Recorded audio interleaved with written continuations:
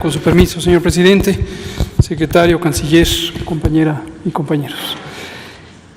Comento brevemente sobre la situación que guarda la epidemia de COVID-19 en México, con el informe técnico que presentamos todas las tardes y el detalle de las 32 entidades federativas para que apreciemos cómo se está distribuyendo en el territorio nacional la epidemia de COVID-19. Si podemos verlo primero. Aquí tenemos el panorama nacional identificado por la ya muy conocida curva epidémica que tiene cortes de agregación semanal. En la semana 46, que es la que se ve hasta el extremo derecho de la gráfica, en este momento vivimos en la semana 48 del año, apreciamos que tenemos 45% de positividad, esto quiere decir 45 de cada 100 personas que tienen los síntomas de COVID, fiebre, tos, dolor de cabeza, dolor de garganta, y a quienes se les hace una prueba de laboratorio resultan positivas al virus SARS-CoV-2. Este indicador, como hemos comentado repetidamente, es un indicador que cambia de acuerdo con la intensidad de la epidemia. Puede haber variabilidad entre las entidades federativas o incluso entre México y otros países, de acuerdo a cuál es el esquema técnico con el que se hacen las pruebas de laboratorio, pero mientras se haga de manera consistente nos permite monitorear el cambio con respecto al tiempo en el curso de la epidemia. La siguiente, por favor. Y esto es la primera vez que lo presentamos, aunque nosotros lo identificamos todas las semanas. Para uso interno es la distribución precisamente entre las entidades federativas. Es un gráfico de columnas. Lo que se muestra es que cuanto más alta es la columna de color verde para cada una de las entidades federativas que están identificadas con una etiqueta en la parte baja de la gráfica, es el porcentaje de positividad. Como pueden ver, existe importante variabilidad y esto tiene que ver con el comportamiento de la epidemia.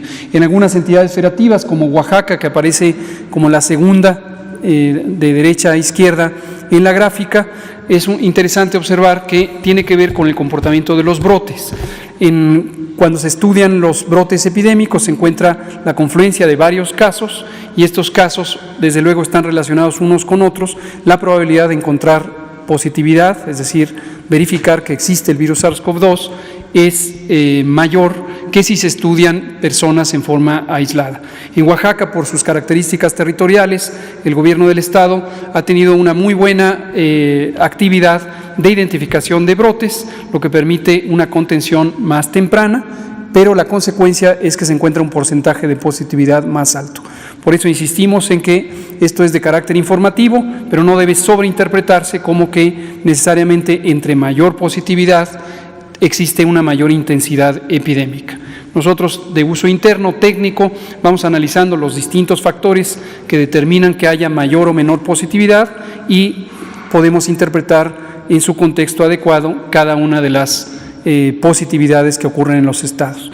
Por poner otro ejemplo, en el lado izquierdo de la gráfica vemos a Campeche y Chiapas, que son los estados que tienen la menor actividad epidémica, son los dos estados que tienen semáforos verdes. Campeche ya desde hace 4 ciclos del semáforo, hace 8 semanas, y el caso de Chiapas de manera más reciente.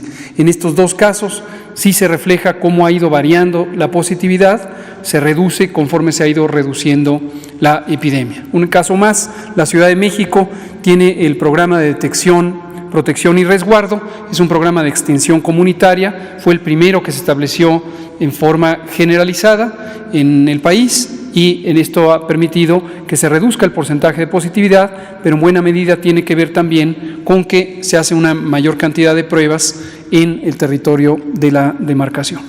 La siguiente. Cuando vemos la curva de casos estimados, lo que apreciamos es la tendencia. Esto es importante porque más allá de la suma de casos totales que se van identificando desde el 28 de febrero y que suele ser la pieza principal de comunicación en los medios de comunicación, en los medios impresos, radio, televisión, casi siempre lo que usted encuentra es una cifra de el número de casos que se han identificado desde que empezó la epidemia. Posiblemente a estas alturas esa cifra ya le represente poco significado o peor aún le está dando la sensación de una epidemia que invariablemente crece y crece y crece. Y esto le ha dado la percepción de que la epidemia va a la alza. Hemos mostrado con esta curva y varias otras que la epidemia va cambiando su frecuencia. A veces aumenta con respecto al tiempo. Los casos que se presentan en un día son mayores que la semana o el día previo, y en otros casos, como ocurrió exactamente durante agosto, septiembre y hasta la primera semana de octubre, empezó a disminuir la intensidad epidémica. A partir de entonces, como se ve en la gráfica, empezó a aumentar, no ha aumentado a la intensidad que tuvimos al final de julio, como sí ocurre en otros sitios del mundo, por ejemplo en Europa Occidental, en donde tenemos estos rebrotes con enorme intensidad, superan en más de 3 y en algunos casos 4 veces lo que presenciaron esos países al inicio de la epidemia. No es el caso de México, aunque ciertamente hemos tenido un cambio en la tendencia y vemos estos incrementos de la epidemia. Lo que podemos ver en la gráfica es que entre la semana 44 y la 45, y al igual que la 45 y la 46, tenemos una reducción. En el último caso, de 14%, lo que va mostrando esta variabilidad que ocurre cuando existe aumento en los contagios o se estabilizan o empiezan a disminuir. En este caso, en el promedio nacional, los contagios disminuyen desde hace 15 días. ¿Esto garantiza que se permanecerán con esa tendencia? La respuesta es no, y hay que tenerlo muy claro. Puede haber nuevas exacerbaciones, nuevos fenómenos de rebrote, como ha ocurrido hasta el momento en 8 entidades federativas. Otras podrían rebrotar, pero si mantenemos las distintas medidas de protección, de prevención, tanto las que dependen de los individuos como las que dependen de la administración del espacio público, entonces podremos tener quizá rebrotes, pero controlables. La siguiente. En la mortalidad tenemos también la noticia positiva de que se redujeron 6% las defunciones registradas entre la semana 45 y la semana 46. Recordarán que la semana anterior, entre la 44 y la 45, tuvimos un incremento de más 2% y en la previa de más 3%. Entonces, nuevamente se ilustra cómo va disminuyendo, en este caso, la mortalidad en la semana reciente. Aunque en las noticias usted vea sumas de casos, en los periódicos, en las primeras planas, suele haber sumas de casos como si estuvieran todavía los casos presentes desde el primero que ocurrió. Las lamentables defunciones, por supuesto, son irreversibles. Tenemos esta cantidad de casi 102,000 defunciones que han ido ocurriendo como consecuencia de un virus letal, un virus que causa daño. Y cuando hablamos de las defunciones, siempre recordamos lo siguiente. El virus SARS-CoV-2 causa COVID. COVID es una enfermedad que en su mayoría, en 8 de cada 10 personas, es una enfermedad leve, que se autolimita, que se elimina por sí misma por acción de nuestro sistema inmune, nuestro sistema de defensas. Pero en personas que tienen 60 o más años de edad o que tienen enfermedades crónicas como diabetes, hipertensión, enfermedades cardíacas, enfermedades pulmonares crónicas, cáncer, diversas causas de inmunosupresión o tabaquismo, que también es una enfermedad en sí misma y causa innumerables afectaciones a la salud. En esas personas, la posibilidad, probabilidad, riesgo, peligro de que se presente como una enfermedad grave es mucho mayor. Y una enfermedad grave, COVID grave, es una enfermedad que causa neumonía, inflamación de los pulmones, un importante daño que impide que las personas puedan respirar. ¿Cuál es la preocupación aquí? Que este daño puede ser limitado si se hacen intervenciones médicas tempranas. Por lo tanto, es indispensable llegar oportunamente a los hospitales para lograr instaurar las medidas de mitigación, de reducción del daño. Si las personas que tienen estas condiciones, 60 y más años de edad o las enfermedades crónicas que acabo de mencionar, empiezan a tener los síntomas de COVID, fiebre, tos, dolor de garganta, dolor de cabeza, malestar general, es muy importante que acudan en menos de 24 horas, en menos de un día, máximo 2 días, a los hospitales. Ahí se valorará si están presentando las complicaciones de COVID y se actuará como corresponde, posiblemente con oxigenación no invasiva. Esto quiere decir, sin necesidad de intubación, se proporcionará oxígeno, hidratación intravenosa, según se requiera, de acuerdo a la condición médica que será valorada. Pero esto puede disminuir muy importantemente, la posibilidad de que la persona fallezca. Si se espera más tiempo, 3, 4, 5 días, lo que puede ocurrir es que cuando llega al hospital está en una condición de grave deterioro del funcionamiento del organismo, incluidos los pulmones, pero también múltiples otros daños en órganos que dependen de la oxigenación de manera crítica. Todos los órganos necesitan oxígeno, pero algunos son mucho más sensibles, los riñones, por ejemplo, el hígado. Y si la persona ha estado varios días sin una oxigenación adecuada, lo que puede ocurrir es que ya no haya un efecto tan positivo de las intervenciones. En suma, llegar a tiempo puede salvar la vida. La siguiente. Finalmente tenemos el informe sobre hospitalización con esta ya acostumbrada gráfica de columnas. Lo mismo, cuanto más grande es la zona roja de estas columnas, más es el porcentaje de camas que están ocupadas. Lo que vemos en el promedio nacional, que está en el lado derecho de la gráfica, en la última columna, es que 37%, 37 de cada 100 camas destinadas a personas con infección respiratoria aguda grave están ocupadas. Aquí recordamos que estamos en la temporada de influenza, entonces la hospitalización no es solamente por COVID. Hay personas que están hospitalizadas en estas mismas camas porque tienen influenza. Influenza también es una enfermedad infecciosa que causa daños muy semejantes al del COVID en las personas que tienen riesgo de complicaciones, que son las mismas que para el COVID, y también pueden requerir hospitalización. Y vemos en las entidades federativas cómo se va distribuyendo la ocupación. En esta de color verde, misma idea, pero para aquellas personas que están intubadas, y lo que vemos es la entidad federativa, el estado de Aguascalientes, ahorita como el de mayor ocupación, seguido de la Ciudad de México, que también ha ido ascendiendo por la ocupación de hospitales. Este es el informe. ¿Quiere que presente las curvas? ¿Sí? Perfecto. Si me prestan un micrófono para las curvas. Perfecto. Vamos ahora el recorrido de las entidades federativas, como lo hacemos los martes, presentando las curvas epidémicas. Si vemos la primera, por favor, es el mapa de entidades federativas. Recordamos aquí que la intensidad del color refleja la intensidad de la epidemia, medido por uno de los indicadores más utilizados en la epidemiología, que es la incidencia. ¿Cuántas personas están enfermas por cada 100,000 habitantes? Aquí nos restringimos a las personas que en los 15 días más recientes presentaron la enfermedad. Esto quiere decir las personas que están con enfermedad activa. Y reiteramos lo que acabo de decir, las personas que enfermaron en febrero, en marzo, en abril, en mayo, en todos los meses previos, ya no son personas enfermas. ¿Por qué razón? Se acabó la enfermedad, o muy lamentablemente perdieron la vida, pero las personas que se recuperaron ya no contagian, muy probablemente, y de hecho eso sería un elemento positivo, están ya resistentes, inmunes a la enfermedad. Lo que vemos es que Chihuahua, que fue una entidad que estuvo con importante actividad, en este momento ya no la tiene. Hubo una buena respuesta de el aparato de salud y también de las acciones de gobierno que permitieron que se redujera la transmisión.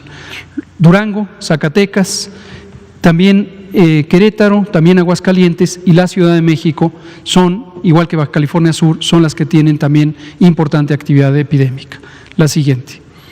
Vemos la curva epidémica, es de casos estimados, es la que acabo de presentar, para destacar lo mismo. En la semana 29 del año, que es la última semana de julio, tuvimos el punto máximo de intensidad de la epidemia hasta el momento, y después se redujo hasta llegar a la semana 39, que es la última semana de septiembre. Posteriormente empezó a aumentar, llegamos a un punto, nuevamente un segundo punto máximo en la semana 43, y tenemos ya estas 4 semanas de descenso. La siguiente. La mortalidad, vemos exactamente la misma idea, llegamos a un punto máximo en la semana 28, la penúltima semana de julio, posteriormente un descenso y a partir de la semana 42 un aumento. Pero destacamos la importancia de estar siguiendo de manera activa cómo se va presentando la epidemia y no simplemente sumar el número de casos. porque si sumamos el número de casos, no tenemos una idea clara de cómo va cambiando la epidemia y nos da una falsa impresión de que la epidemia va en aumento. No, siempre va a haber más casos si los sumamos, siempre va a haber más casos, pero hay que entender el significado del cambio de la epidemia con respecto al tiempo, porque esa información es la que puede darnos una idea de qué tan riesgoso es que nos contagiemos o contagiemos a otros. La siguiente. Finalmente, la tercera curva epidémica, estas tres las presento así porque en las 32 entidades federativas veremos las mismas gráficas. Tenemos la hospitalización, aquí no empezamos desde el inicio del año, aquí estamos empezando desde el 1 de mayo y esta curva está día por día la ocupación hospitalaria. Llegamos también a un punto máximo en julio, misma semana, la tercera y cuarta semanas de julio, posteriormente descendió hasta el final de septiembre y empezó a aumentar la hospitalización. El punto máximo en el que nos encontramos es menor a el punto máximo al que llegamos en julio. La siguiente. Ahora sí, entidad por entidad, vamos a ver las mismas ideas. Tenemos en la curva de color azul claro los casos estimados y en este recuadro las defunciones. Y vamos a ir viendo los patrones con los que se presenta la epidemia. En la etiqueta de allá, el semáforo, el color de semáforo vigente en esta semana y el respectivo de 15 días antes. Aguascalientes vemos que subió, tuvo una larga meseta durante todo el verano y llegando al periodo de otoño tuvo un ascenso. En este momento es un ascenso muy importante y es el punto más alto que ha tenido Aguascalientes.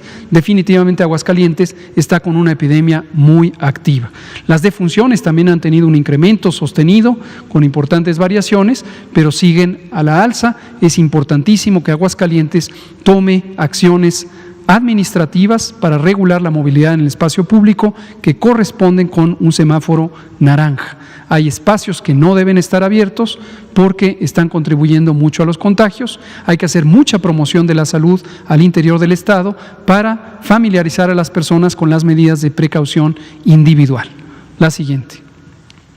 En la hospitalización vemos el mismo patrón, llegamos a un punto máximo inicial el 30 de agosto, después descendió, pero posteriormente sigue en aumento. Y la tendencia de aumento de los hospitales, como se puede ver, en este momento lleva a más de 70% de ocupación de las camas generales en Aguascalientes y esto puede amenazar la capacidad de recibir a las personas enfermas. La siguiente. En Baja California, en cambio, vemos una tendencia descendente. Baja California fue uno de los estados inicialmente más afectados en la semana 16 del año, esto es durante abril, posteriormente tuvo un descenso sostenido con algunas variaciones, pero un descenso sostenido y va en buen curso. Todavía está en semáforo naranja, pero en general va en un buen progreso de control epidémico. La hospitalización llegó a un punto mínimo al inicio de octubre, después ha tenido un repunte, entonces también hay que estar al pendiente de la capacidad hospitalaria. Todavía tiene una buena reserva hospitalaria, más de la mitad de las camas están disponibles. La siguiente. Baja California Sur, con tendencia de reducción desde la semana 32, de hecho, una tendencia de reducción, ya pasó a semáforo amarillo. En el mapa inicial, Baja California Sur aparecía en una coloración intensa porque tiene una población muy pequeña, entonces la contribución de los casos rápidamente se vuelve en una incidencia bastante alta, pero la tendencia es al descenso, las defunciones también van al descenso y consideramos que pronto va a estar en una mejor condición de riesgo. Ya pasó a semáforo amarillo a partir de esta quincena. La siguiente. Las hospitalizaciones también en descenso y una muy buena reserva hospitalaria. La siguiente.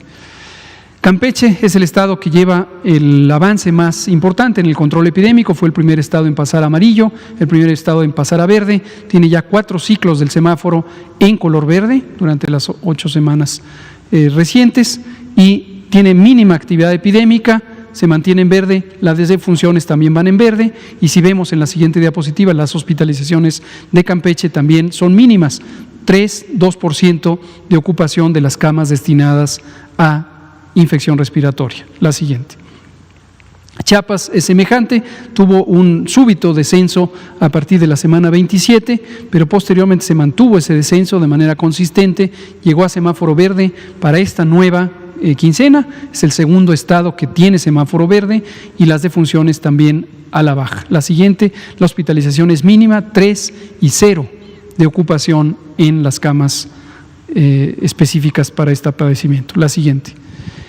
El estado de Chihuahua, aquí se ve lo que acabo de comentar, tuvo el mérito de tener una larga periodo de control durante la primavera y el verano. Posteriormente, en el otoño empezó a subir, tuvo un descontrol muy importante con grave amenaza de que se sobreocuparan los hospitales, pero tiene ya 1, 2, 3, 4 semanas de descenso en la actividad epidémica, todavía con semáforo rojo. Es posible que en la siguiente quincena ya empezara a disminuir, pero sí y solo sí, como hemos dicho en otras ocasiones, sí se mantiene una reducción de la movilidad en el espacio público. Aquí recordamos que ciertas medidas como el uso de cubrebocas deben ser inducidas con información, con persuasión, con convencimiento. No tiene mucho sentido y además es peligroso tratar de forzarlas a la población. Es mucho mejor convencer, explicar, invitar para que las personas, por propio convencimiento, adopten ciertas medidas de precaución. El uso del cubrebocas es finalmente una decisión individual y las personas lo van a hacer con agrado y gusto si tienen claro el por qué, el para qué, de qué manera sirve. Vemos que las defunciones también ya empezaron a disminuir en las 2 semanas recientes, lo cual es muy positivo.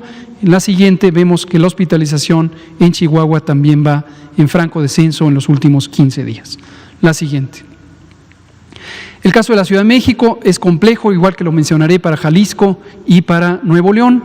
Lo hemos dicho muchas veces, las zonas más pobladas, más densamente pobladas, son de control mucho más difícil por fenómenos demográficos que son claramente conocidos en la epidemiología. Un largo periodo de meseta, pero con alta transmisión, y desde las semanas recientes, en la penúltima semana de septiembre, un incremento en el número de casos. Se han tomado medidas adicionales, a pesar de que aparece el semáforo naranja. La jefa de gobierno ha tomado medidas anticipadas de reducción de movilidad, como la restricción de horarios. Consideramos que esto es un elemento positivo que va a ayudar a que se modulen los contagios y no se amenace la ocupación hospitalaria. Están, ya decíamos, en semáforo naranja. La siguiente. Los hospitales en descenso su ocupación y después una tendencia leve pero sostenida a la ocupación, y aquí pedimos la colaboración también de los habitantes de la Ciudad de México para estar pendientes de las indicaciones específicas que ha dado el gobierno de la ciudad, que dan también o amplifican las alcaldías. La siguiente. Coahuila tuvo un punto máximo en la semana 29, última semana de julio, después tuvo un descenso y nuevamente, como en otros estados, en el verano, al final del verano y el inicio del otoño empezó a subir.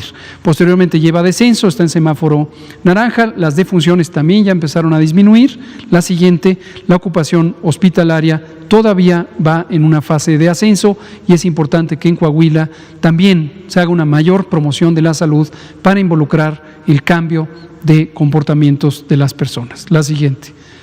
En Colima, una buena tendencia en descenso, pasa ya a semáforo amarillo, es la primera vez que lo hace, ha sido un descenso sostenido de la actividad epidémica, también de las defunciones, vean ustedes, de manera muy consistente. La siguiente, lo mismo en la hospitalización. La siguiente. En Durango tenemos todavía actividad epidémica importante, pero de manera muy positiva, como ocurrió en Chihuahua, también ya cambiaron la trayectoria.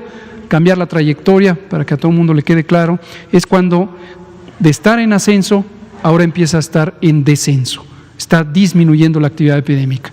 Todavía con semáforo rojo, y aquí también respaldamos las decisiones que ha tomado el gobierno del estado para lograr regular la movilidad en el espacio público, es decir, que no se abran actividades anticipadamente. Todavía la tendencia de las defunciones está a la alza, empieza a bajar en las últimas 2 semanas, entonces vale la pena mantener todavía 15 días más en estricta observancia de estas medidas para que se logre hacer un buen control. La siguiente, la hospitalización empezó ya a bajar y esperamos que se mantenga en la medida en que surtan efecto las intervenciones. La siguiente. El Estado de México, de manera consistente, ha tenido reducción desde la semana 22 del año. Las defunciones también han estado en reducción, un poco de incremento durante el otoño. La siguiente, y la hospitalización en general se ha mantenido. pero el Estado de México y la Ciudad de México están compartiendo una zona muy amplia de territorio y además de población. Entonces, una repercute sobre la otra, no es que se contagien una a la otra, son prácticamente la misma población. Y vemos que las hospitalizaciones en el Estado de México también tienen una cierta tendencia al alza. La siguiente. El Estado de Guanajuato tuvo una reducción también desde la última semana de julio hasta la primera semana de octubre, después subió y se ha quedado en las últimas 4 semanas en una meseta, le llamamos meseta a esta situación donde prácticamente no cambia la epidemia de semana a semana. Y esto quiere decir que se mantiene una actividad de control, pero todavía no suficiente para reducir los contagios. Lo mismo ocurre con las defunciones, disminuyeron muy importantemente y están en esta meseta. Si se fijan, algunas de las curvas epidémicas semejan la curva nacional y esto quiere decir que tienen un mismo patrón de comportamiento. La siguiente. Las hospitalizaciones en Guanajuato van a la alza. Es importante también reforzar la promoción de la salud para persuadir, para invitar a las personas a seguir medidas de autoprotección. La siguiente. En Guerrero van muy bien, con importantes variaciones durante la parte inicial del verano, pero después una reducción sostenida, lo mismo las defunciones están en semáforo naranja, la siguiente, y las hospitalizaciones van en descenso. La siguiente. En el estado de Hidalgo, muy importantes variaciones ocurrieron entre agosto y un tramo de septiembre, después en octubre han tenido incremento, llevan ahorita 3 semanas de reducción, la mortalidad con importantes variaciones, también 2 semanas de reducción, la siguiente, y la hospitalización en Hidalgo también con un incremento.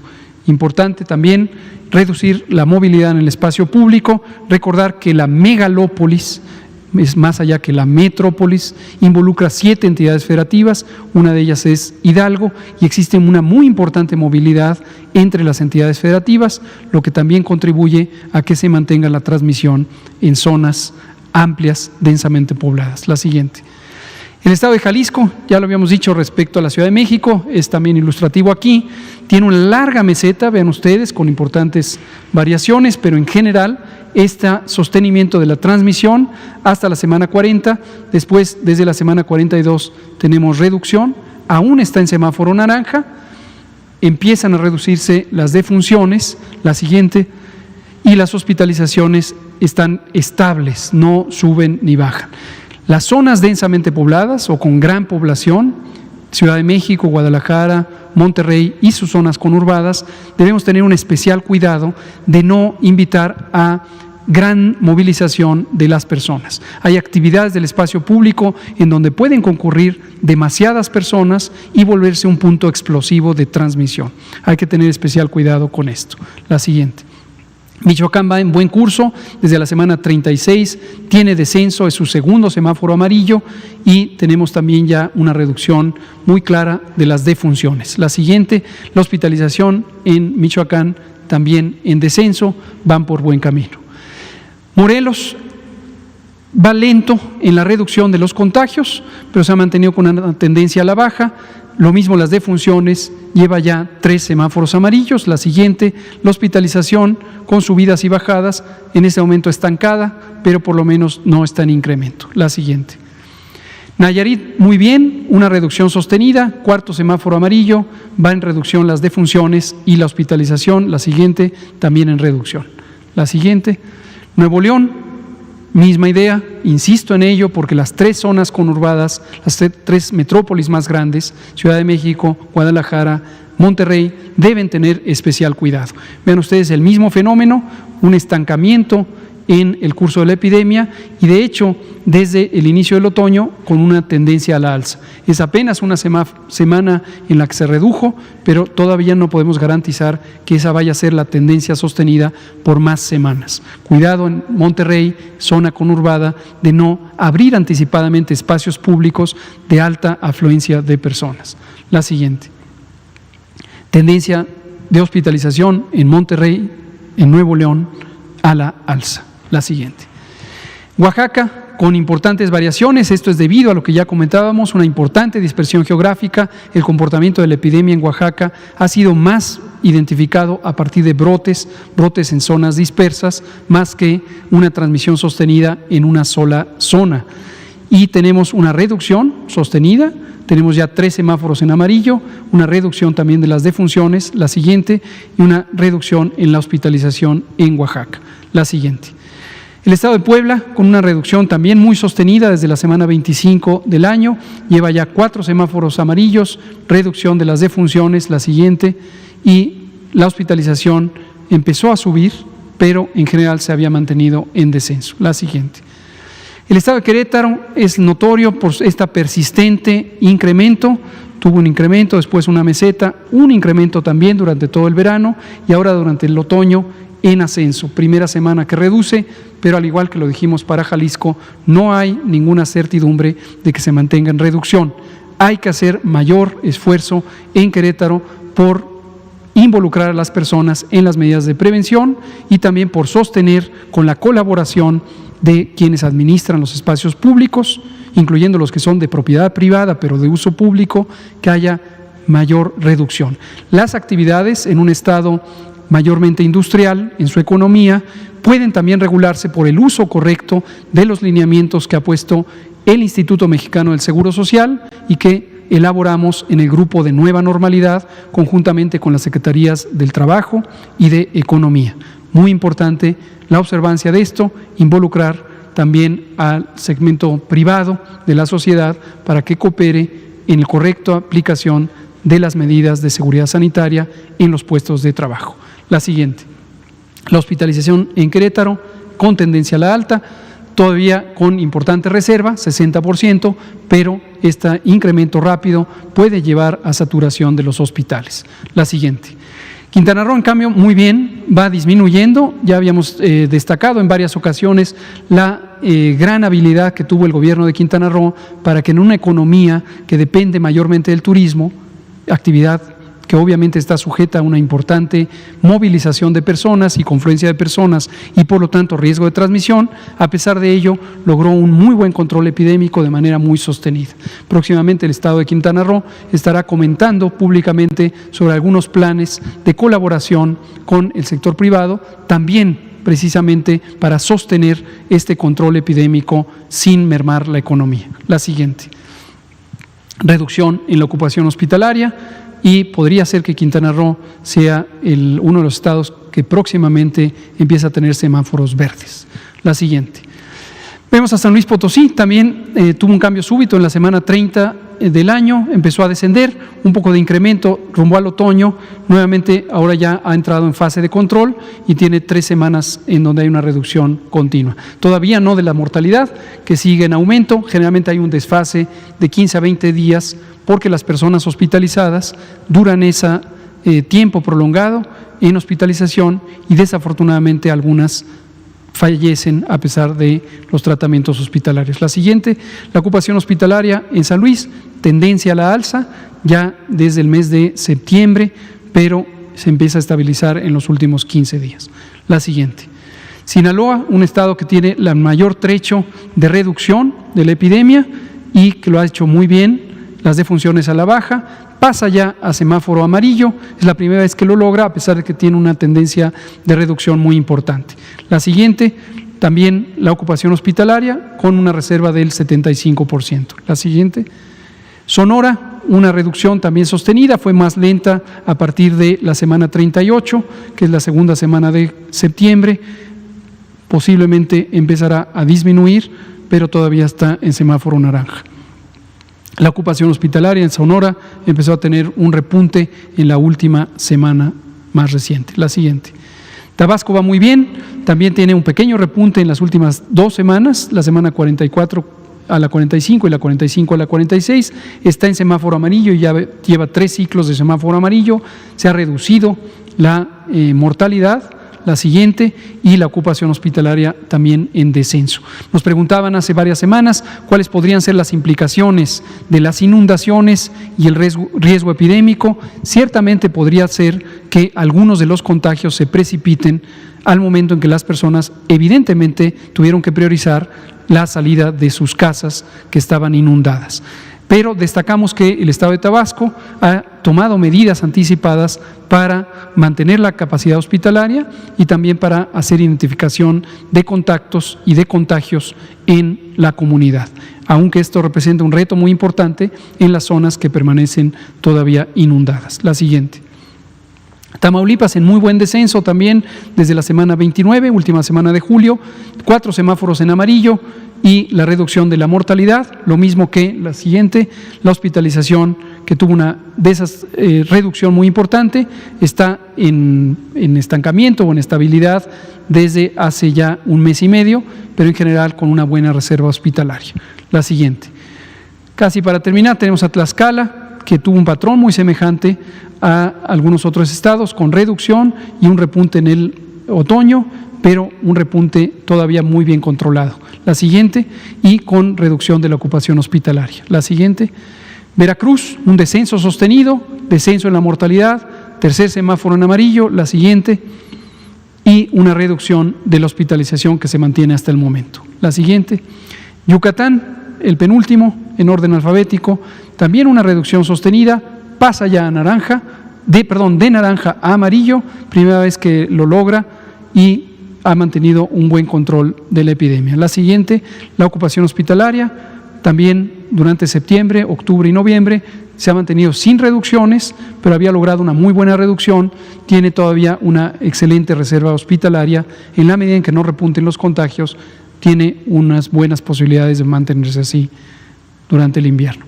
Y el último es Zacatecas, tiene un patrón muy parecido al de Querétaro, tuvo un ascenso, pequeño descenso en agosto y la primera quincena de septiembre, después un ascenso sostenido, aunque tiene una semana de reducción muy importante, la más reciente, no hay todavía garantía de que se mantenga esa tendencia.